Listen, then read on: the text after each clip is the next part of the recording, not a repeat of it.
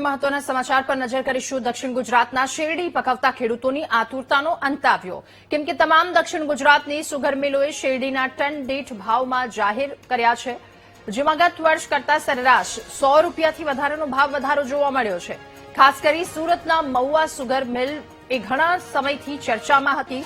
ભાવ પડવાના સમયે સંચાલકોએ મૌન ચોંકાવતા સૌને ચોંકાવ્યા હતા। ગત વર્ષ કરતા 70 રૂપિયા ઓછો એટલે કે 3101 રૂપિયાનો ભાવ નક્કી કરતા સભાસદો નારાજ થયા હતા।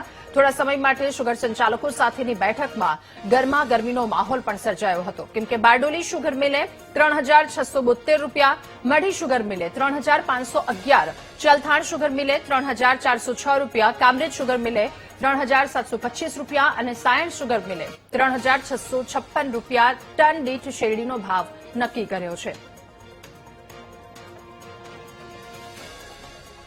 સામાન્ય રીતે આજે મહુવા સુગરની વાત કરું તો અમે પર ટન 3100 રૂપિયા ભાવ